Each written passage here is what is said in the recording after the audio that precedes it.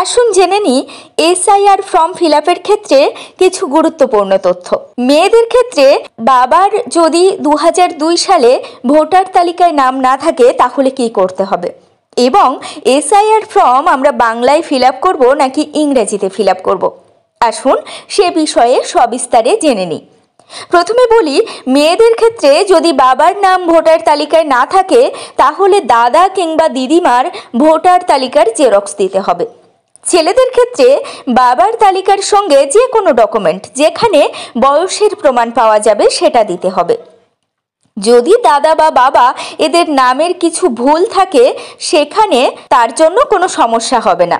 যদি কোনো কারণবশত 2002 সালে নাম না থাকে তাহলে সিএএতে আবেদন করতে যাবেন না, ওটা পরের কথা। এবার আসি এসআইআর ফর্ম কিভাবে ফিল আপ করবেন, বাংলায় ফিল আপ করবেন নাকি ইংরেজিতে ফিল আপ করবেন? অবশ্যই ইংরেজিতে ফিল আপ করবেন, কারণ আপনার আধার নাম্বার, আপনার এপিক নাম্বার সবই ইংরেজিতে, তাই আপনি বাকিটাও ইংরেজিতে ফিল আপ করবেন। দেখুন এখানে একদম উপরে ডান সাইডে যেটা লাল কোড করা আছে বা ঘর করা আছে, ওখানে দেখুন লেখা রিসেন্ট তোলা নিজের পাসপোর্ট সাইজের ছবি। ওখানে রিসেন্ট তোলা নিজের পাসপোর্ট সাইজের ছবি মেরে দেবেন। তারপর ডেট অফ বার্থ মানে জন্ম তারিখ, সেটা অবশ্যই ইংরেজিতে লিখবেন।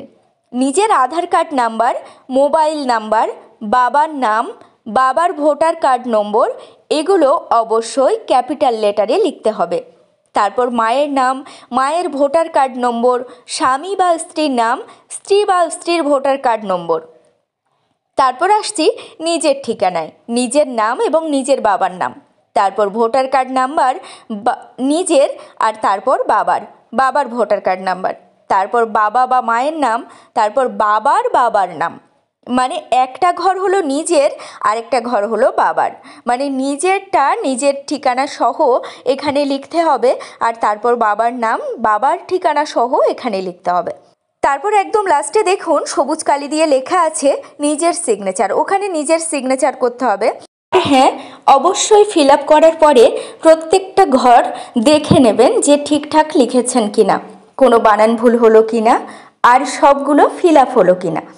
আর বলে রাখি, এটা মোটেই এনআরসি নয়, এটা এসআইআর, আর এটা হলো অ্যানুমিরেশন ফর্ম। তো সবাই সঠিকভাবে জমা দিন, সঠিকভাবে ফিল আপ করুন, ভয় পাওয়ার কিছু নেই।